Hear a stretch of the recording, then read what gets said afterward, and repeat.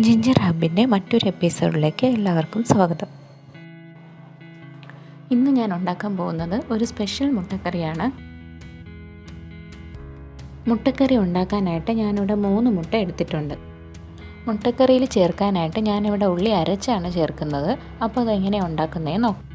മിക്സിയുടെ ജാറിലേക്ക് 1/4 കപ്പ് ചെറിയ ഉള്ളി ചേർക്കുക. അതിലേക്ക് ഒരു പച്ചമുളക് ചേർക്കുക.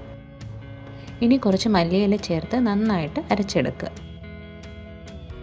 ഇതിപ്പോൾ നന്നായിട്ട് അരഞ്ഞ് കിട്ടിയിട്ടുണ്ട്. ഇനി ഇതൊന്ന് മാറ്റി വയ്ക്കുക. ഇനി ഒരു ബൗളിലേക്ക് പുളിയില്ലാത്ത 3 ടീസ്പൂൺ തൈര് ചേർക്കുക. അതിലേക്ക് 1 ടീസ്പൂൺ മഞ്ഞൾപ്പൊടി, 1 ടീസ്പൂൺ മുളക് പൊടി, 1 ടീസ്പൂൺ മല്ലിപ്പൊടി, 1/2 ടീസ്പൂൺ കുരുമുളക് പൊടി.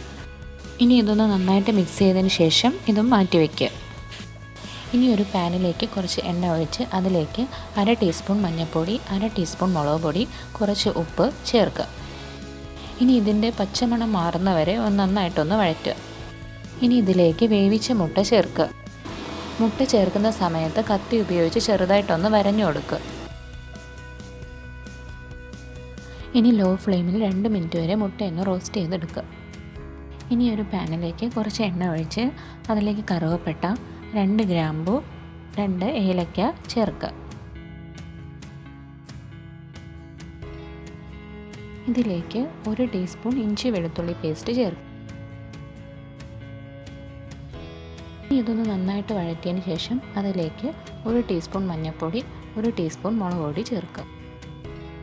ഇതിൻ്റെ പച്ച മണമൊക്കെ ഒന്ന് മാറുന്ന വരെ ഒന്ന് വഴറ്റുക. അതിനുശേഷം അരച്ചു വെച്ചിരിക്കുന്ന ഉള്ളിയുടെ പേസ്റ്റ് ചേർക്കുക. മീഡിയം ഫ്ലെയിമിൽ 2 മിനിറ്റ് വരെ ഒന്ന് വഴറ്റുക. ആവശ്യത്തിന് ഉപ്പ് ചേർക്കുക. അതിനുശേഷം 5 മിനിറ്റ് ലോ ഫ്ലെയിമിൽ വെച്ച് ഒന്ന് അടച്ച് വേവിക്കുക. അപ്പോൾ ഇത് നന്നായിട്ട് കുക്കായിട്ടുണ്ട്. ഇനി ഇതിലേക്ക് തൈരിൻ്റെ മിക്സ് ചേർക്കാം. തൈരിൻ്റെ മിക്സ് ചേർക്കുമ്പം ഫ്ലെയിം എപ്പോഴും ലോ ആയി വയ്ക്കുക, അല്ലെങ്കിൽ തൈര് പിരിഞ്ഞു പോകാൻ സാധ്യതയുണ്ട്. മുട്ടക്കറിയുടെ ഗ്രേവിക്ക് ആവശ്യത്തിനുള്ള വെള്ളം ചേർക്കുക.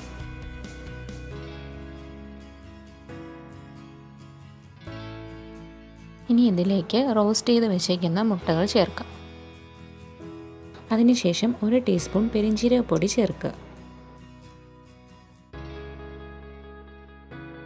ഇനി ഒരു 2 മിനിറ്റ് ലോ ഫ്ലെയിമിൽ വെച്ചൊന്ന് അടച്ചു വേവിക്കാം.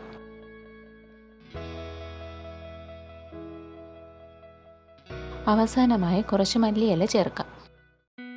മുട്ടക്കറിയുടെ ഗ്രേവി തണുത്ത് കഴിയുമ്പോൾ കുറച്ചുകൂടെ ഒന്ന് കട്ടിയാവും. അങ്ങനെ നമ്മുടെ സ്പെഷ്യൽ മുട്ടക്കറി റെഡി ആയിട്ടുണ്ട്. ഈ വെറൈറ്റി മുട്ടക്കറി ട്രൈ ചെയ്ത് നോക്കിയിട്ട് ഫീഡ്ബാക്ക് അറിയിക്കാം.